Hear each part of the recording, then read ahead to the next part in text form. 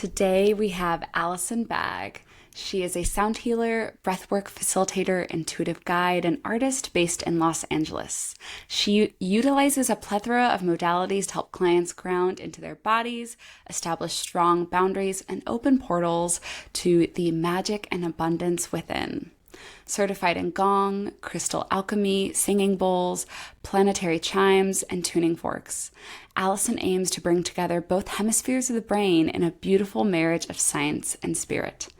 Everything is vibration after all, and by tuning ourselves like instruments, we can heal everything from the physical on the cellular level, as well as the spiritual, energetic, and vibrational forces within. Welcome, Allison. I'm so excited to chat with you today. Hey, thank you for having me. What an honor and privilege to be here. What a cool intro. So I know you primarily as a sound healer and breathwork facilitator and part of your bi-monthly Zoom-based container. And I want to just kind of like open the floodgates because I imagine some people are like, what the heck is sound healing? What's breathwork? So can you tell us about sound healing breathwork? What are they? Totally, yes. Well, sound, I like to call it sound meditation a lot of the time because, and apologies, there's a little dog here who just decided she feels the energy, she wants to get up and move. It's a vibrational experience for her too. So yeah, sound meditation is just using sound as a vehicle to drop into a meditative state. So I always like to say that it's almost like a biohacking technique because a lot of people are familiar with other meditative, maybe mantras or mindfulness or other practices. But sound is kind of the only one where there's nothing that you need to do because the sound actually does the work for you. So it provides an anchor, it provides kind of like a North Star, a point of focus for your mind, your body, your spirit to kind of hone in on, which allows you to feel safe and secure to then drop into these deeper brainwave states. There's many other scientific kind of studies around why sound is such a great tool for meditation. But mostly it's because it entrains the brain to enter into a meditative state naturally. And this happens for everyone, including the practitioner or the person providing the sounds. So we all kind of enter into this trance together, which we all know to be true from experiencing concerts and other things like that. So it drops us into a meditative state naturally. And breath work is just another modality that I like to use to deepen our experience. I usually start every sound journey with breath work because it is a free tool we have available to us. So I always want to introduce and remind people of that, that you are your own healer and this is your practice.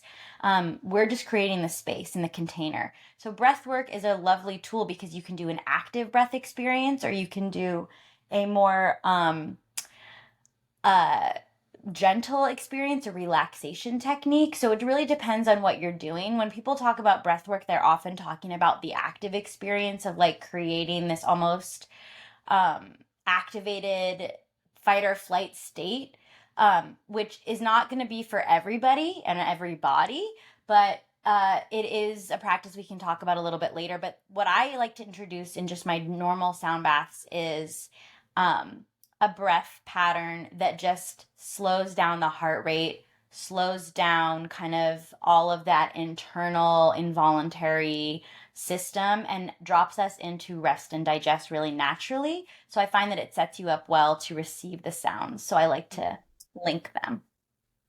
Yeah. Yeah, that reminds me of how, you know, um, we do yoga, we do the poses so that we can enter meditative states to sort of like it's actually supposed to be a like a pre-practice to meditation. Exactly. Yeah, it gets Yeah. the kinks out. Yeah, so the asana practice of yoga, the movement practice, was always kind of preparing the body, preparing the mind to be able to drop into meditation. So this idea that you can just come and sit down on your little cushion in your little curated space in your Western world, having just sent off emails and been looking at screens, and then be able to just completely drop in is not honoring the lineage, nor is Yeah. it really accessible to anyone unless that's a very traversed pathway because you've cultivated it over years and years of study and meditation. So Mm-hmm. I think that a lot of people can be discouraged when they start on a meditation journey because they don't drop in that fast. They're having all these thoughts. And you're going to have thoughts either way, and we'll get into that. But Yeah. I will say there are a lot of things you can do to prepare to have a deeper experience. And some of that's movement, some of Mm-hmm. that is breath. I mean, either way, vibration, introducing Mm. vibration into your experience, whether it's with breath, whether it's movement, it's going to deepen your ability to drop in. So Yeah. I recommend it. Yeah. And I love that you said, with sound meditations, it's sort of like the sound is doing the work for you. And I remember when I went to my first few sound meditations, that's kind of how I explained it to people. I was like, it just puts you into a meditative state. Like your brain just floats away and you like it just kind of like shuts things down in a way that makes a meditative experience more accessible. So, okay, I want to know like what is literally happening in our brains and bodies during a sound meditation. You mentioned in training our brain waves, like can you unpack all of that for us? Sure. Yeah. So, it totally depends on the instruments that are being used, but for the most part, um, sound practitioners use instruments that are overtone emitting, and that means that they have several tones within the one sound. So that's why you'll see sound baths that have gongs or crystal bowls or Tibetan bowls or certain other very resonant instruments that have a reverberation or modulation or something that's creating these overtones. And that's because the overtones are kind of dropping us into the deeper meditative states.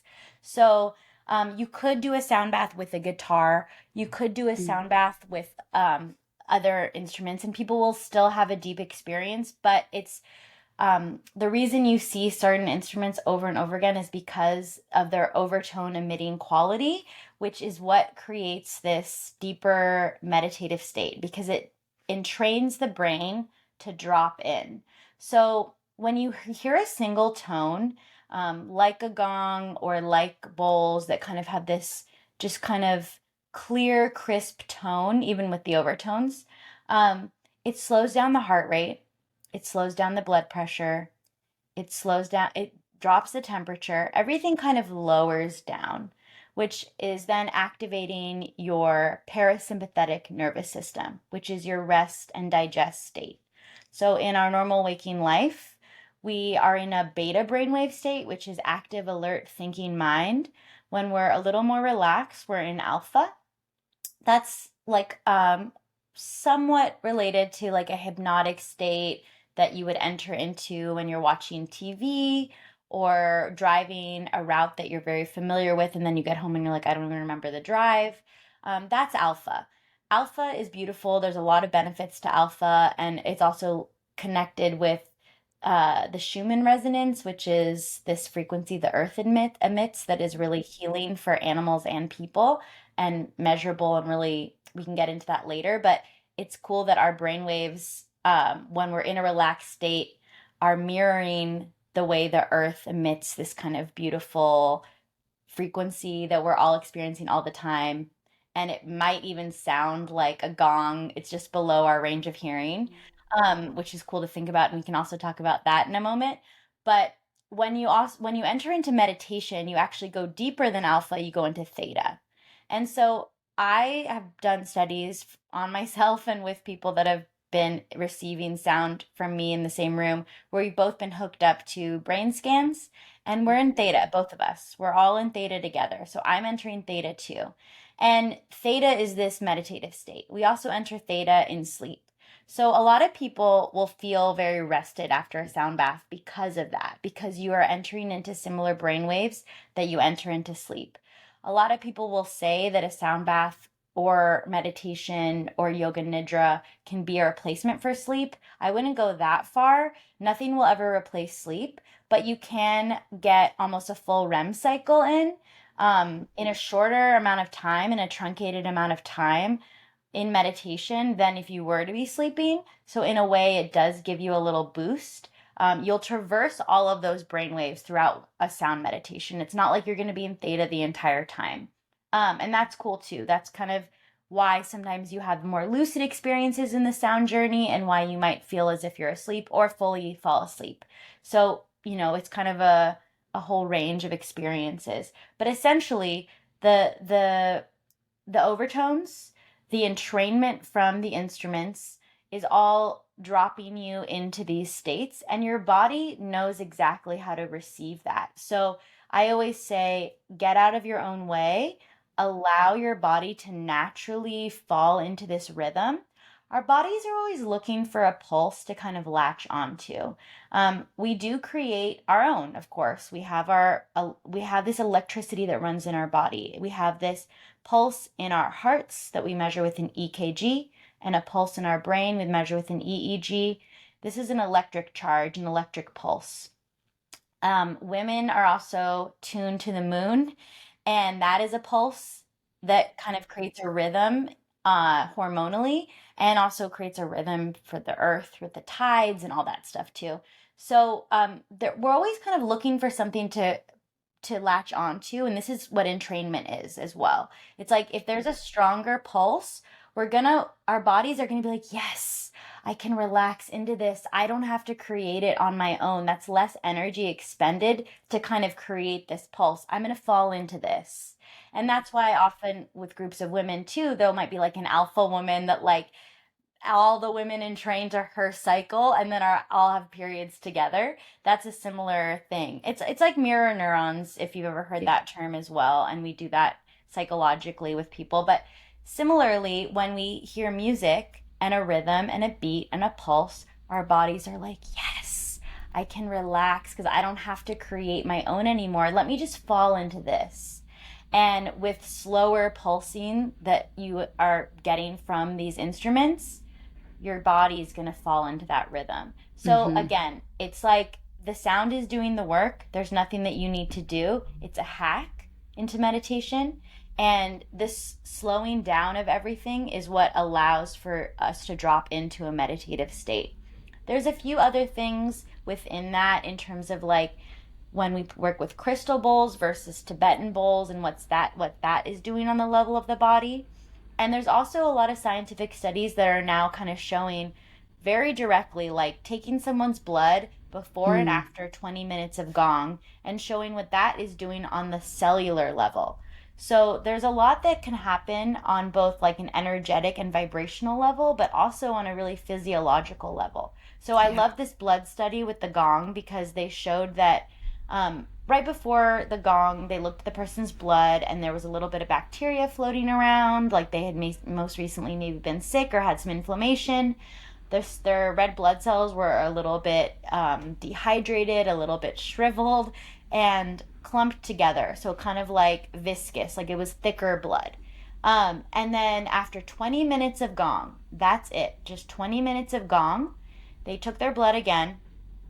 The bacteria was pretty much gone. The blood cells were very plump and hydrated.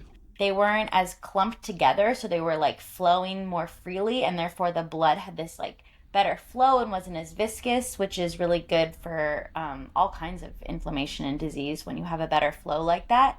And so there was a few things that just within that study they were able to see very directly, which is so cool. So I know that there's more and more studies being done in this field, but that was just a really beautiful example of what's going on the level of the blood. And then on the level of like bones and tissues, there's like a deep tissue massage that happens. Our bones are crystalline in nature. So when they receive the sounds, especially of crystal bowls, it's like some sort of resonance happens. We don't often bathe in the sound of crystal. So it actually lights up your bones and it amplifies your electricity in your body. So again, I mentioned that pulse we have, that electric energy.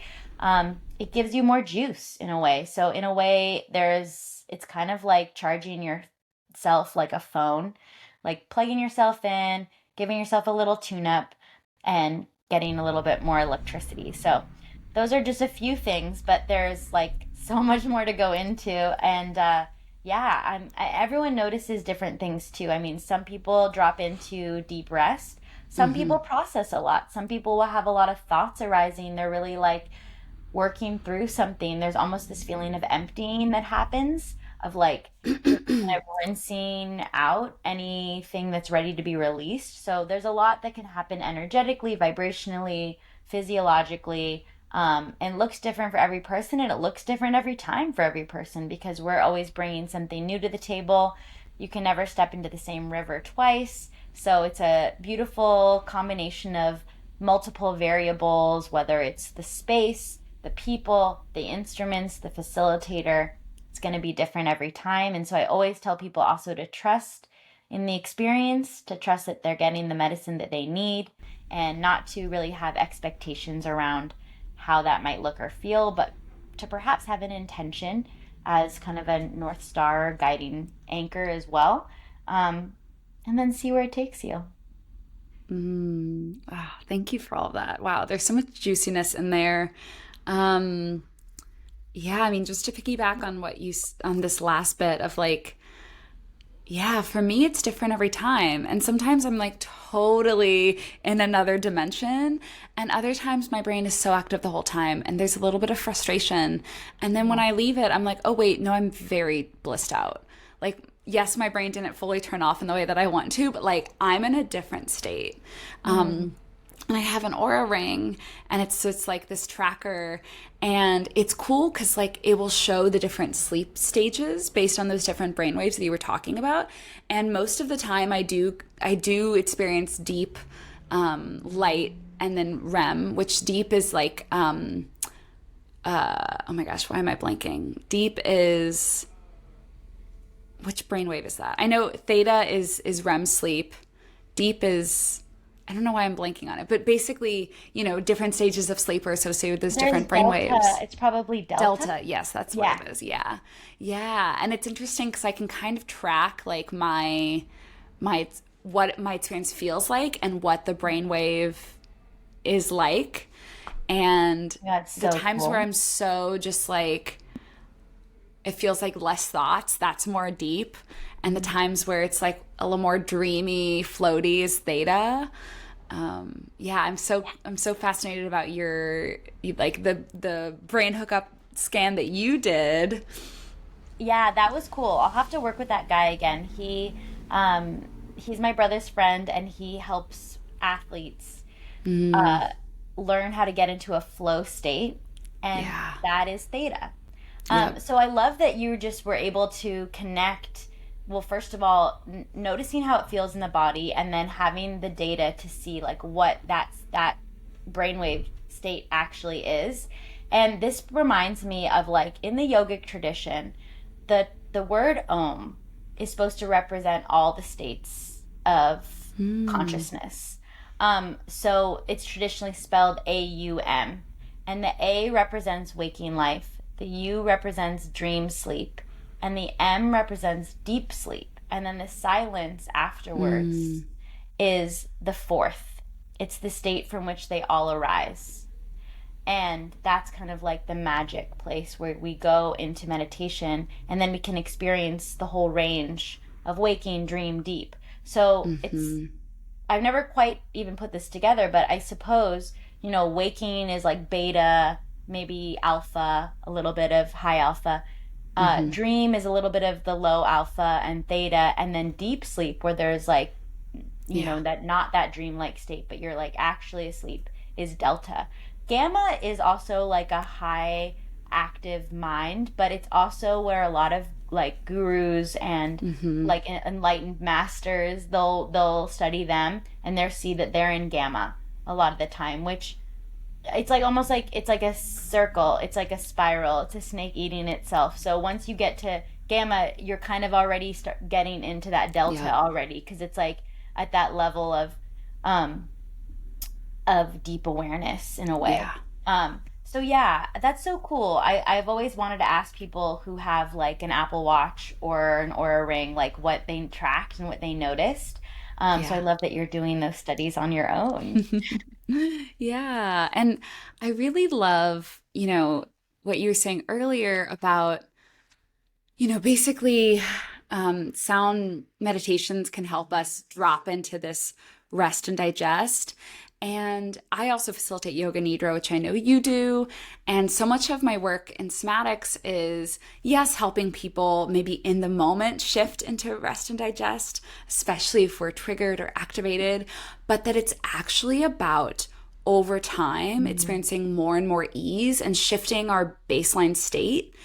And so it's amazing when, we do something like a sound bath and it feels so good and we're blissed out, but it's not even necessarily just like what we experience in that one moment, but that by doing these practices again and again and again, our body more easily drops in, our baseline changes over time to being much more calm.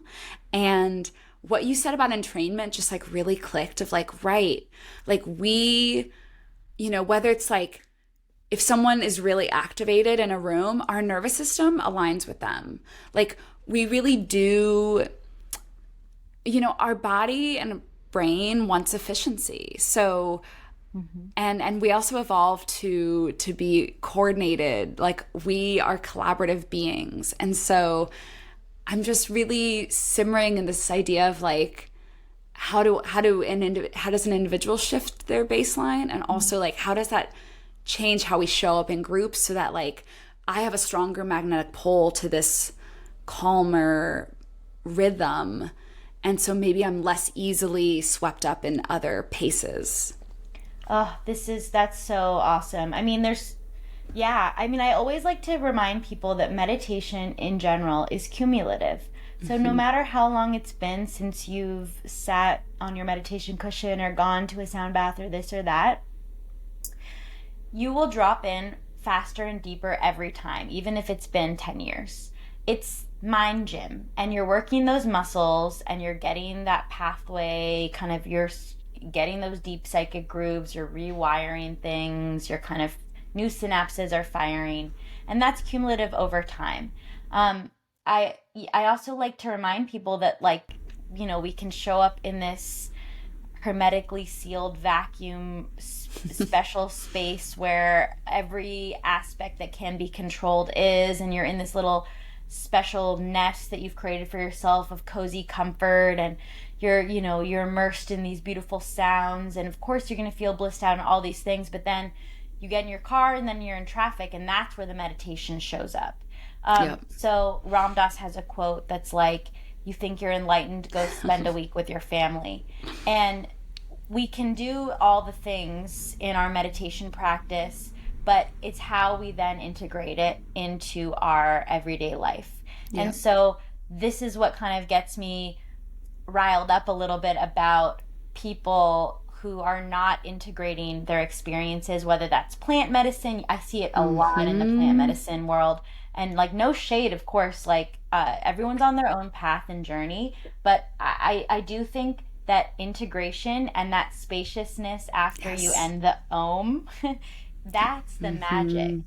And this brings me to another point where we're using sound as a vehicle into silence. That's really the Trojan horse of it all. It's a red Hmm. herring. We use sound as an entry point for us to connect with the vibrational nature of our own being and that Hmm. stillness and silence within. So that kind of connects to what you were saying about how you find your calm within the storm, how you're able to discern between what's yours, what's not yours, how you can enter into spaces and be sovereign in your energy, and maybe notice and feel other people's, but not necessarily take it on or try to process it for them or whatever that may be. Um, I always say it's like being a window and not a door. So a Hmm. lot of highly sensitive people will take on other people's emotions, and it's a gift. It's absolutely a gift, but it's a double-edged sword because it can also feel like a burden. And it only can be, it doesn't need to be a burden. It's only really a burden if you try to process it for someone else, or you're Yeah. not discerning about whether or not it even is yours. And so I always like to say there's a lot of people in the room, because there's not just the people that are literally in the room, but there's the energies at play, there's ancestral trauma, there's societal pressure, there's Yeah. societal narratives. I mean, there's so much going on at any given moment, and we're feeling it all because we are a collective. We are a community. I mean, and we're more connected than ever before. Sound has been utilized throughout every culture across time to bring people together for celebration and for ceremony. And that's Hmm. because it, of all the things, it has an ability to bring everybody into the same brainwave state, to bring coherence, which is a word used a lot in the sound practitioner community, to bring coherence and harmony between the heart and the brain as well, which often are kind of running at their own, on their own different pulse and rhythm. And it also creates coherence between both hemispheres of the brain, which many things don't do. Sound utilizes the full brain. And so when it creates coherence internally, it then creates coherence communally. And so that's why it's also a lovely way to like bring people together.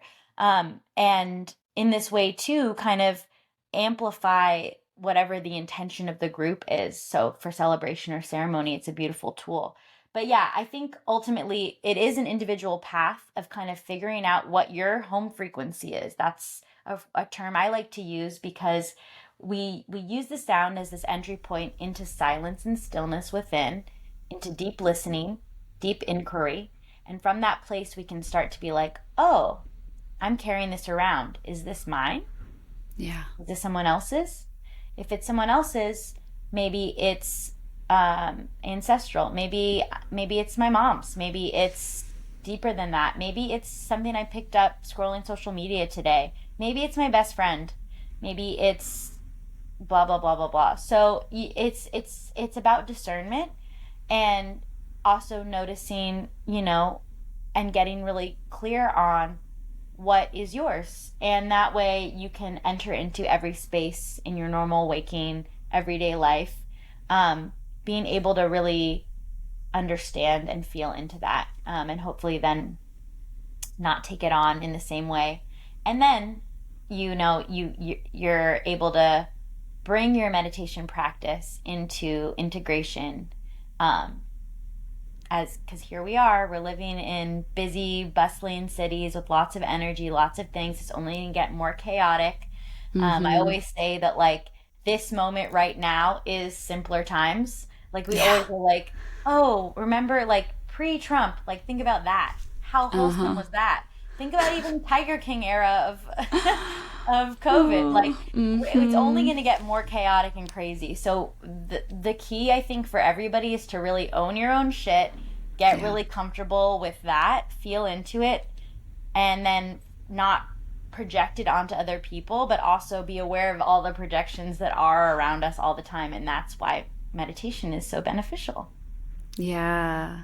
And what I love about sound meditation, and just gonna also reference yoga nidra because I think it can be very similar, is it gives us a moment to sort of take things off. Sometimes it is more Mhm. active and we're like processing, but it's like we all have a backpack of our own shit, other people's energies, like societal, our lifetime of beliefs and worries and fears and wounds.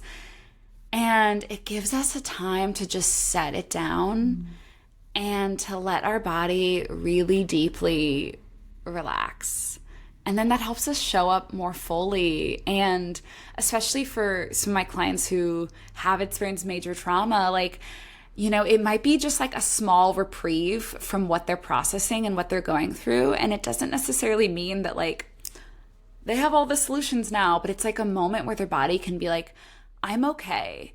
And they get to experience that stillness, that silence of just this brief, okayness. This brief, you know what? Life's fucking hard, but in this moment, this is not so bad. Even if, once you kind of wake up after it, it all comes back. But yeah, And I think with sitting meditation, like we talked about in the beginning, it can be hard to drop in. So it's such a gift to be able to really have sound, have this deep guidance drop you in more. Oh, it's so true. And it's such an act of resistance in a world that's always asking us to choose to just be and feel that that's enough and know your worth as, you know, like shedding all of that. And I love what you're saying about taking off the backpack. I often call it emptying. We Mm, come and we just empty and we just give it all away because we really do carry so much. And in the receiving and in the surrendering and in the trust, we can cultivate a feeling of safety and security within to just be. And from that yeah. foundation, I mean, that is setting us up for so our opening and expanding our container to receive is Mm, it's such a it's so hard. I mean, it's so much easier to give. Like, I think we can see this in yoga too. Like sometimes those positions where we just have to surrender, like pigeon, or just like completely collapse, it's much harder than holding a warrior pose. yeah. Um, and we haven't really ever been taught to receive, and nor has it even been something that society has valued. Our metrics of success are all around doing, are all Hmm. around profits, are all around output. And so the idea of rest is, well, first of all, I mean, I think the last several years have hopefully revolutionized that. And there are amazing people out there, like the Nat Ministry, that Yeah. are trying to amplify and give voice to the deep healing, especially for people of color, around Hmm.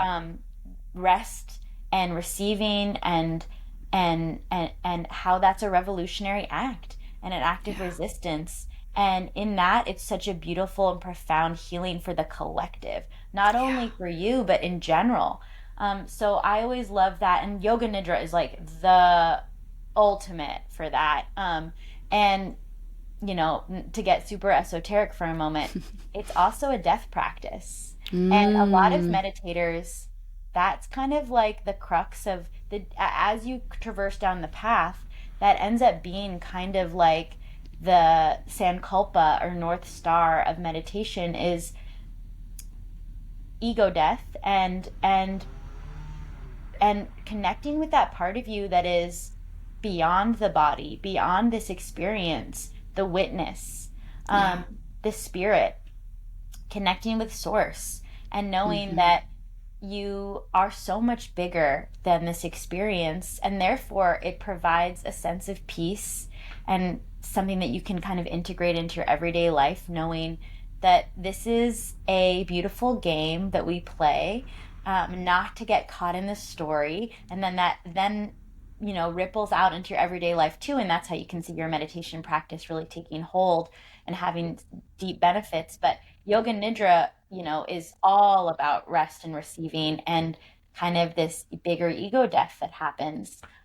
So Mm, within that, I think it also provides deep healing, especially for people that have had trauma, PTSD, um, cultivating that safety and security that you can receive, that you can create that within yourself. And also strengthening that pathway between your mind yeah. and body. A lot of people who start on the meditation path or are spiritual have a pattern of leaving their bodies. And so they feel Hmm. really comfortable in these spaces where you do go into the astral. You do have these dreamlike, cosmic experiences, which are beautiful. We love that. I love it.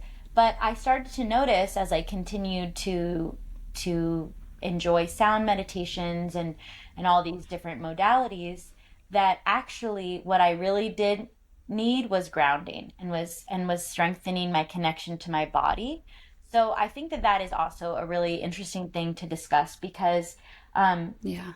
it's a pitfall. It's a pitfall of meditation. And if you have a tendency of dissociation, if you've had trauma in your past, and that was a uh, a trajectory that served you because it was the most helpful thing in a situation that was unsafe, we honor that.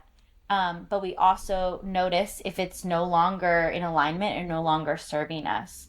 And you can have a very active astral world, but we are here embodied now. And Yep. there are lessons to be learned from Earth School.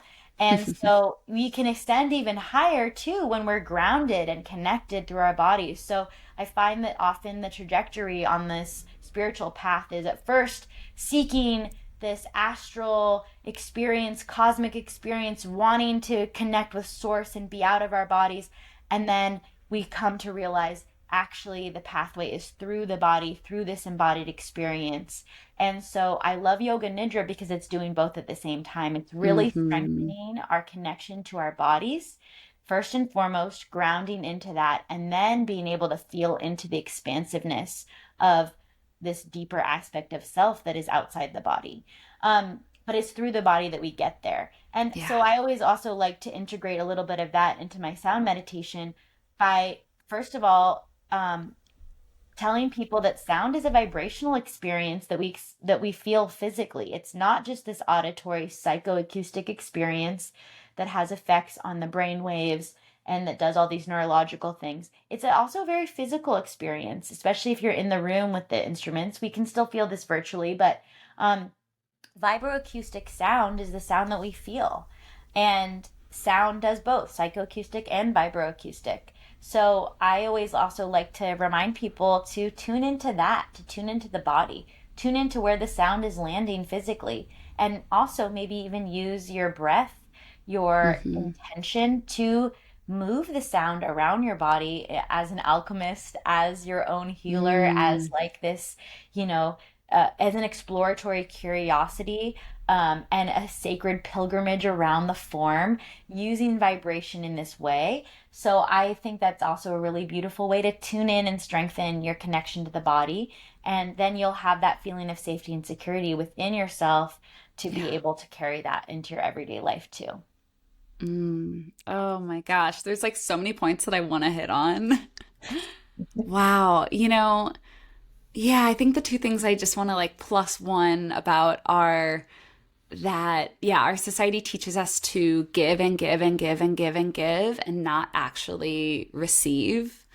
And that, both sound and yoga nidra can be powerful ways that we practice receiving, and that can only happen through our bodies.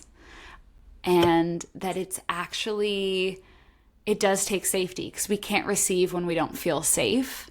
And so both create these containers, and that, receiving has to put us in the here and now because we can't receive if we're worried about the past or the present. Yeah. And then the other thing is just like, yeah, what I know to be true is that I am a spirit having a human experience, and I will exist beyond this human body. And yet, who I am is my human experience. You can't separate that right now. And that, we can't, I think there's this idea of, yeah, ascending, or, so many traditions.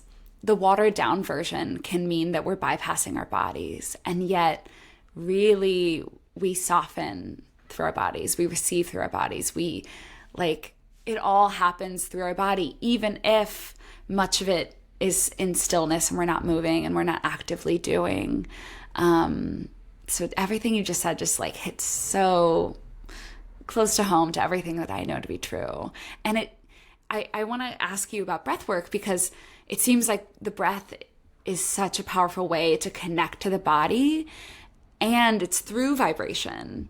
And so it's sort of like, yeah, I guess you touched a little bit about breath work, but tell us more. Yeah. Well, and I love that point that it always comes back to both and for me. Um, and I'll just leave it at that. But yeah, I think that we live in such a divisive time of binary thinking, and ultimately everything is kind of gray at the end of the day. I think we have this Hegelian dialectic of thesis, antithesis, synthesis. And so we Mm. bounce between things to experience the full spectrum of them. But at the end of the day, it's really integration of all, and it's the both and.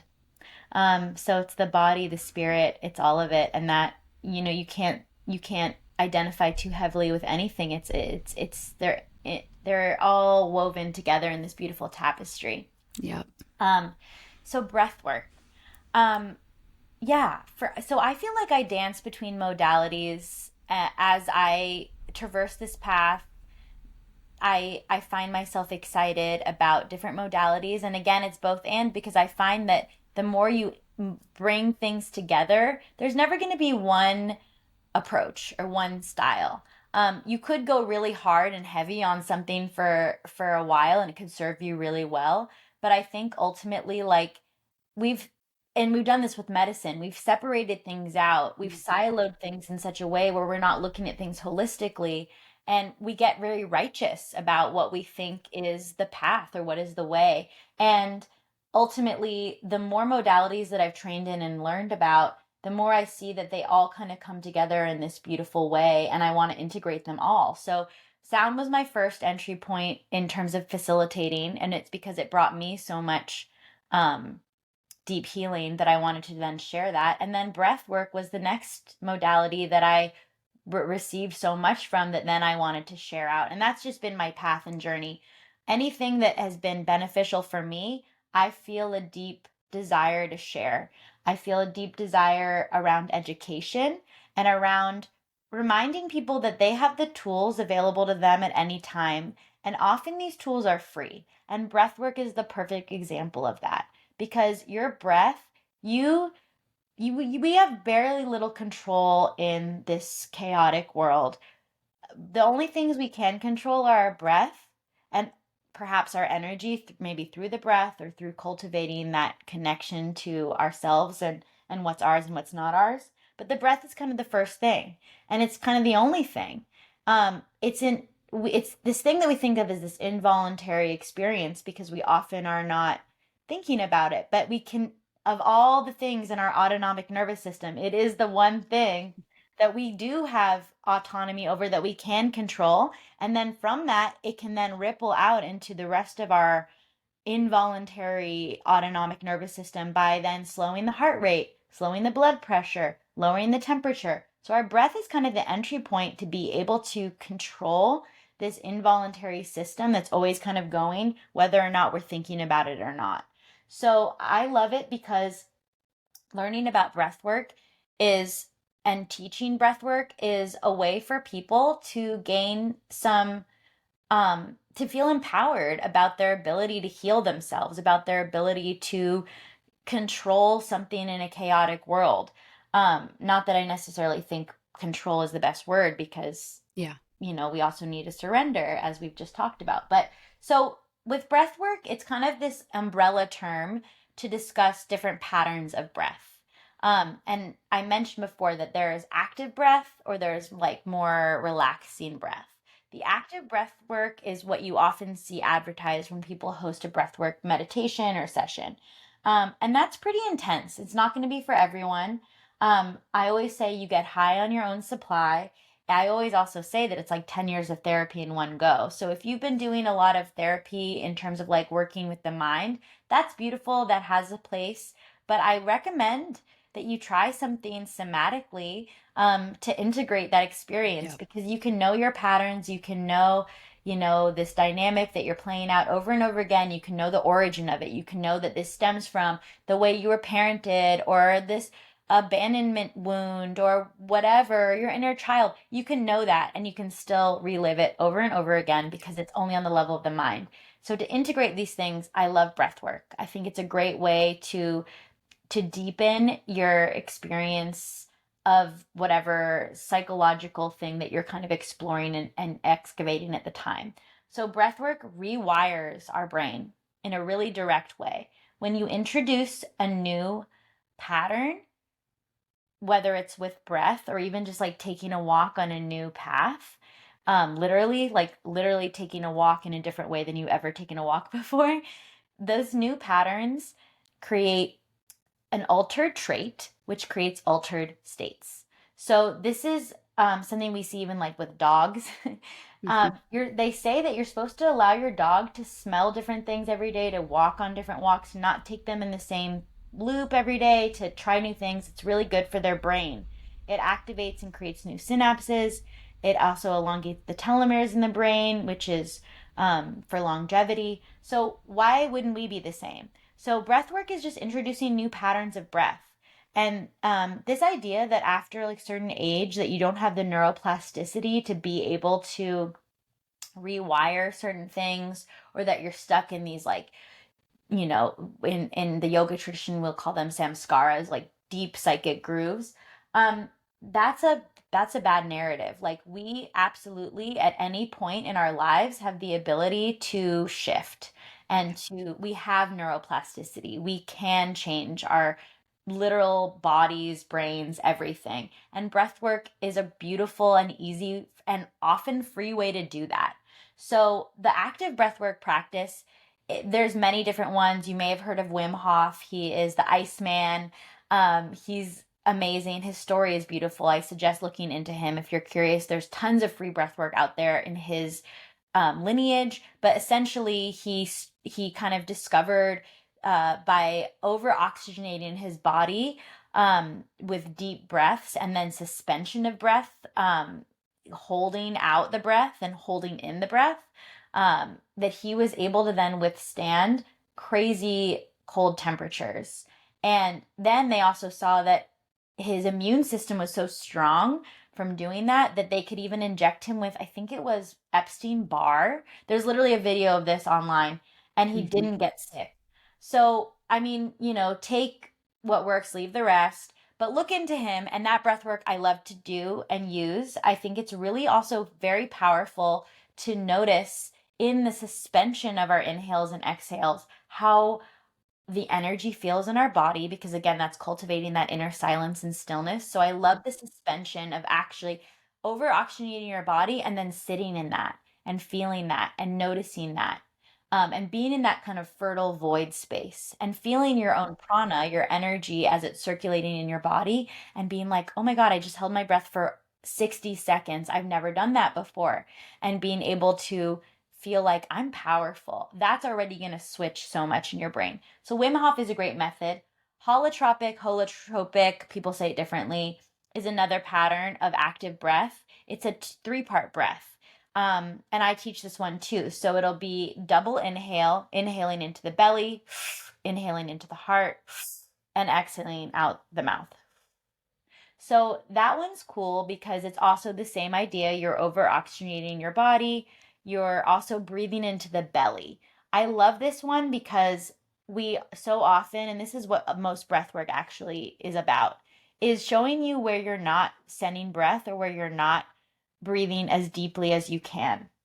Often we are breathing very shallow into our chest, and this actually creates anxiety.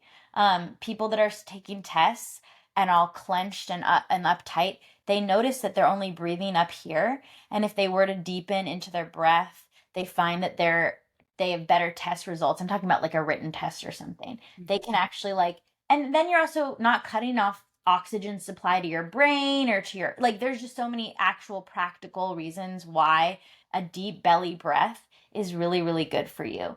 And you'll see this with like babies before we like have all the stress of the world that we're carrying in our backpacks. Babies breathe very deeply into their bellies. And then we kind of lose that along the way. So I love breath work because it reminds you to breathe deeper into your belly and take these deeper breaths and kind of just notice where your breath is in your body, where you're breathing shallow, where you're kind of like holding tension in the body too. And in this way, it can be really powerful. So, yeah, when you do those active breathwork experiences, sometimes you'll breathe for like 45 minutes like that. And it can be active. I mean, it's work. That's why it's called breath Hmm. work. It's not, and something that's really cool about that is you kind of have to push through it. No matter how many times I've done breath work, I still even the beginning of the breathwork session, I'm like, oh, I don't want to do this right now. I just want to receive. I just want to listen to the sound bath. This is a lot of work. Like, I don't want to do this. And this is that part of your brain that doesn't want to change, that's stuck in its own old ways, that, is resistant. This is just, you're working that out. you're massaging that out. It's the left brain. It just doesn't want to do that. And after about 5 minutes, completely falls away. And that's when you drop into receiving, and that's when the breath breathes you. So a lot of people will say that. So it's work in the beginning, and once you push through that, it's easy. So I recommend don't give up. Push through. It's so worth it. You're gonna feel amazing afterwards. You're gonna feel so good.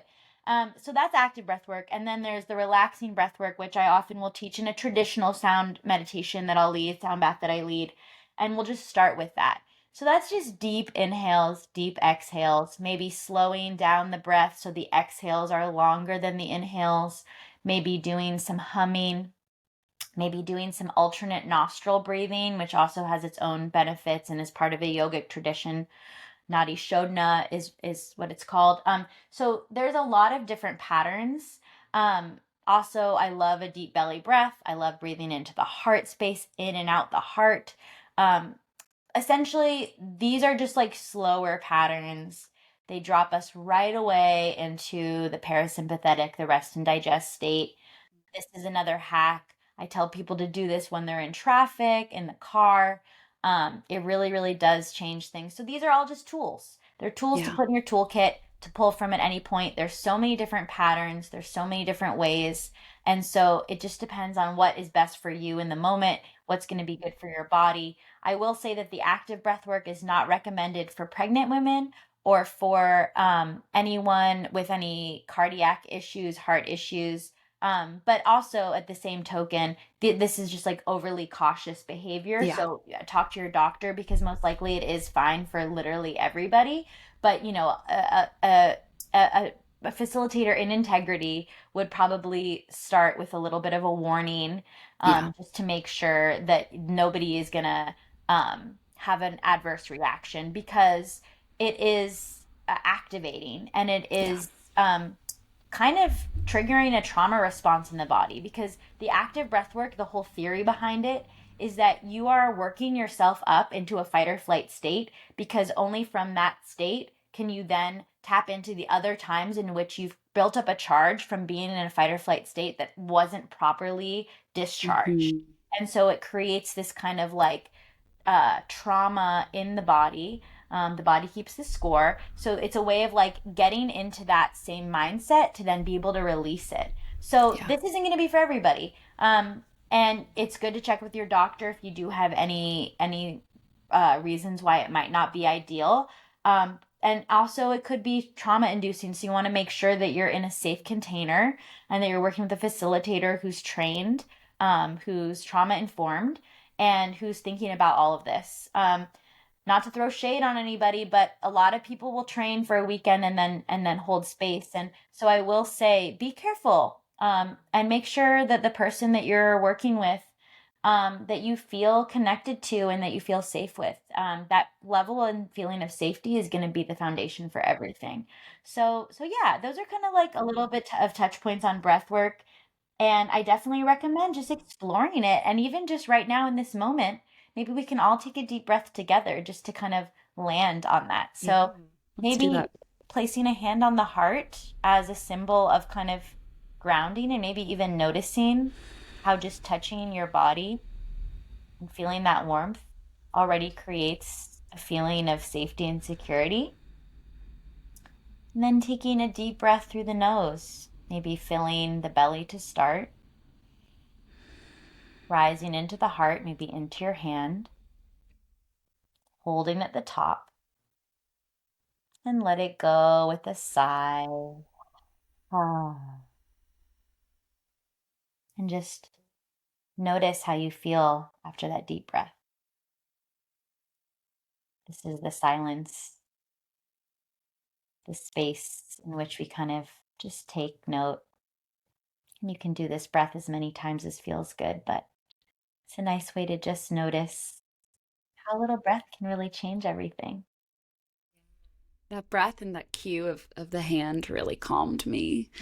Mm, And I good. just want to piggyback on what you were saying that, yeah, I think it's, there's not one somatic or breath, or there's not one modality that always works. And often the lengthening of the exhales, those deeper breaths, like that's what's really supportive if you don't have any breathing practice. And the more intense activating breath, if you're actively, literally activated, anxious, going through it, that might not be the breath for you because it's going to push you over the edge. Yeah. And we want to be able to have enough stability that we can handle kind of unraveling a little bit. And so if we're already unraveled, maybe don't go there.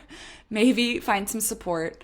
But to your point about integration earlier, it's sort of like you could do all the psychedelics you want, all the breath work you want, but if you're not taking time after those experiences to integrate, to support yourself, to rest, to reflect, to figure out like what came up, what's the lessons. Like it's not about the peak experiences, it's about the whole journey and finding meaning. And so yeah, I also just want to, say that it's like you're not, you know, going into altered states is only one part of what these modalities can really offer us, and the aftercare is just as important as like the big moments. Absolutely. Yeah. And I often say that there's like aftershocks when it comes to these experiences. It's not just self-contained in that Yeah. moment. You might have more that arises in your dreams that night. You might continue to kind of process or release, or there might be more that you're unpacking from the backpack. So yeah, go gently, go lightly, treat yourself with ease and care. I think that that's why often, especially if you attend like an active breathwork session, look for ones that have maybe a sound bath afterwards built in, or Hmm. they're not just going to fling you out into the world after that because it's quite raw, and you want to make sure to integrate and kind of allow that all to land, even after a sound bath. A lot of when I trained in yoga nidra too, what I learned was externalization is kind of the most important Yeah. phase, and that's when the facilitator is bringing you back into the space, bringing you back into your body, um, and going really slowly and gently, so you're not kind of just like landing there in this kind of frazzled state, and then you might get a headache later. I mean, there's a lot of physical signs that you maybe weren't externalized quite enough. And know that too for yourself. Like if you're doing a meditation at home alone, and you immediately like get up to go write an email or to go do something, you might want to just, sometimes that happens. Sometimes someone rings the doorbell or something can be jarring, and then you have a headache later. That's super normal because you need to have that spaciousness of integration between states of being. Even if you didn't feel like you went very deep, still honor that experience. It's the Om again. Give yourself that silence. It's like Shavasana at the end of a yoga class. They say it's the most important pose. This is where everything lands and integrates. So I think it's really worth repeating. Yeah. Hmm. Well, one thing I like to do with all of my guests is invite them to share a little bit of their work with us. And I know you have a little bit in store, but before we jump into that, since we're going to kind of be shifting a little bit, I would love to hear a little bit about how folks can work with you if they're interested. Great. Yeah, thank you. I'm so excited to share some sounds. Yeah, so I live in Los Angeles, but I offer virtual sessions, whether that is with groups or individually. I love working with corporations. I think that people in the workspace really need it. I love working with schools. I love working with hospitals.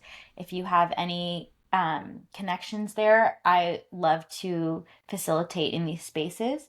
But overarchingly, I always offer new moon and full moon experiences virtually. I have a membership portal, which you can check out, called the Sonic Tonic Studio. I have some recordings that I'm going to be releasing via Spotify if you'd like to just be able to listen at home in your bathtub on demand whenever you want.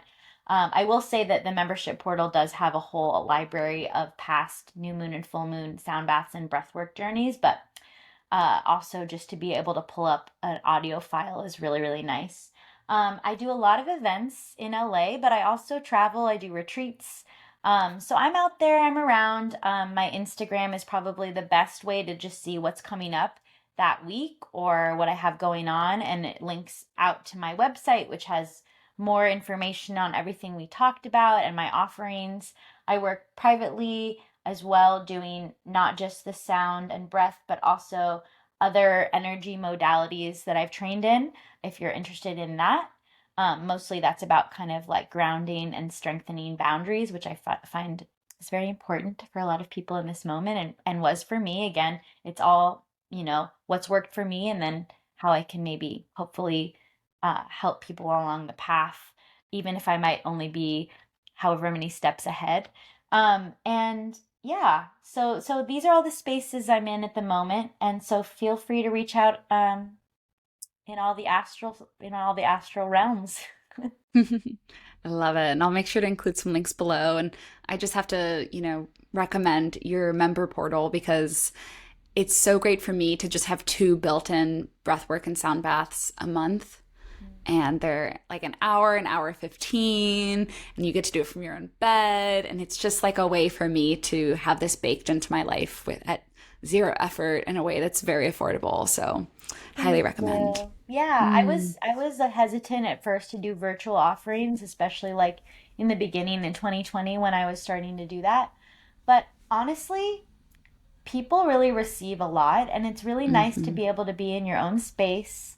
Um, and you still get all the benefits. People really share some beautiful healing journeys that they've gone on. So I definitely recommend trying out a virtual sound bath, whether it's with me or someone else, trying out virtual breath work if it calls to you.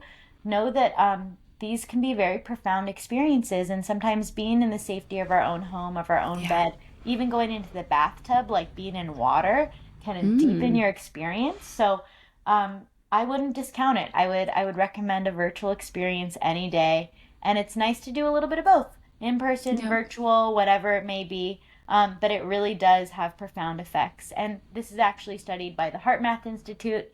If anyone's Mm, curious, I always like to bring it back to some sort of data-driven piece. But the HeartMath Institute is really cool. They study um, kind of the electromagnetic frequency of our biofield, which is also known in the wellness space as the aura, but in scientific terms, it's the biofield, and how even mass meditations that happen like mm, globally have an effect on the Schumann resonance, which is the frequency of the earth, and have an effect on global like it's really wild to see yeah.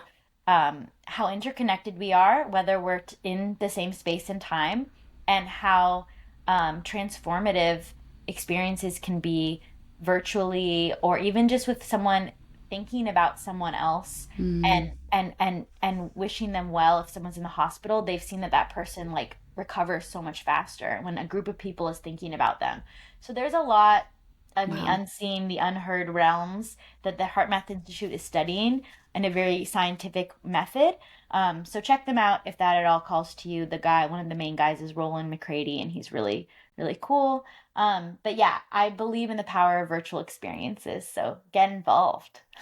I love it. Well, yeah, let's now pivot to what you have for us today A virtual in this virtual experience. experience. Yeah. Perfect. So I am going to be playing some sounds for you, mostly crystal bowls with a little bit of other instruments. So I am going to just step back behind there and feel free to close your eyes to lay down. Maybe we'll take a deep breath together before we begin. Um, and just see where the sounds take you, see where they land in your body today. I'm just going to mute myself momentarily here.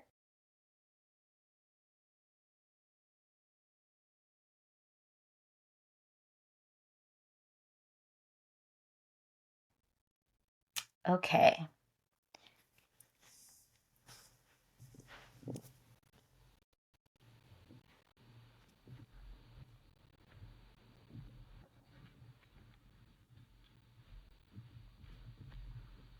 Let's see here.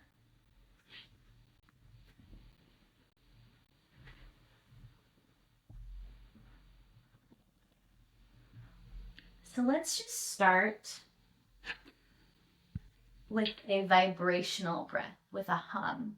I think that a lot of times we don't think of humming as anything but a childish activity that we don't really do anymore. But humming actually has profound health benefits. It releases nitric oxide in the body, and it helps to open up our nasal passages and our sinuses in new ways. So let's take a nice, slow, deep breath here through the nose to begin. And let it go with a hum.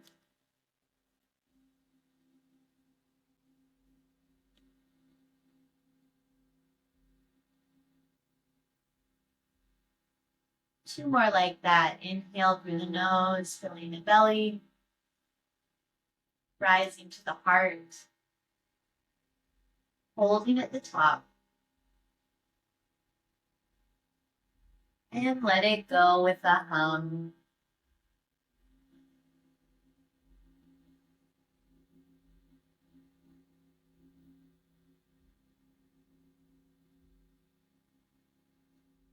Last one, inhale through the nose, and let it go with a hum.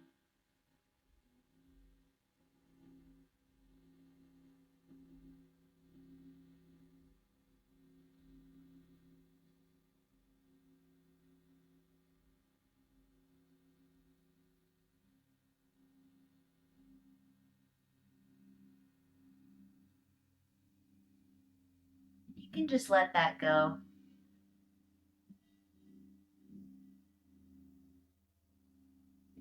Noticing your natural breath, your inhales and exhales here.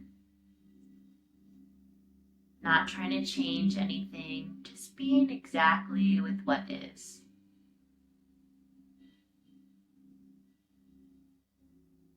Maybe taking a scan of the body to notice any tension, anywhere you could release a little deeper. And for these next few minutes, just allow the sounds to hold you. Allow the earth below to envelop you.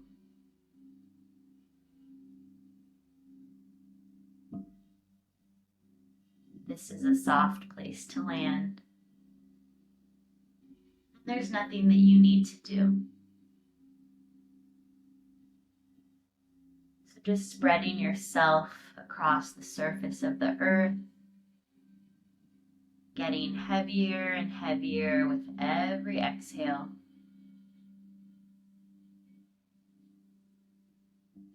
And inviting in these sounds to do the magic.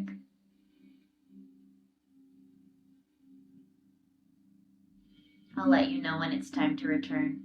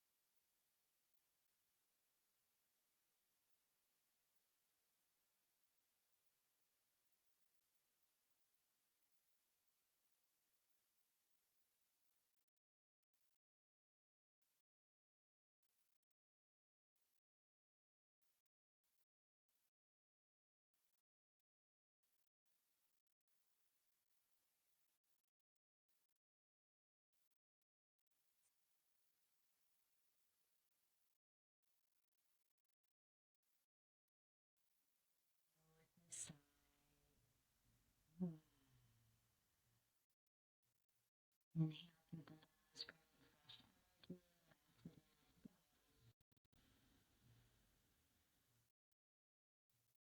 let it go with a sigh. Last one. Through the nose, filling the belly, rising to the heart, holding at the top. Let it all go. Just take a moment to notice how you feel now versus how you felt when we began. Maybe feeling into any spaciousness, anything that may have shifted. Perhaps starting to introduce a little light movement, exploring what that might feel like, twinkling the fingers and the toes, maybe rolling out your wrists and ankles, perhaps stretching the arms overhead as if it's the first of the day. Just exploring any juicy movement here that might feel nice for you. And perhaps stillness is still the answer there too. If not, maybe you'd like to bring your knees into your chest if you're lying down and just give yourself a little squeeze, a little hug. And maybe thank yourself for making this time and space just to be, to receive, to connect, to experience. And what a gift that is. So just feeling into some gratitude here. And let's take one last breath into the heart space, feeling into gratitude. And let it go with a sound. And just continue to allow that to land and settle.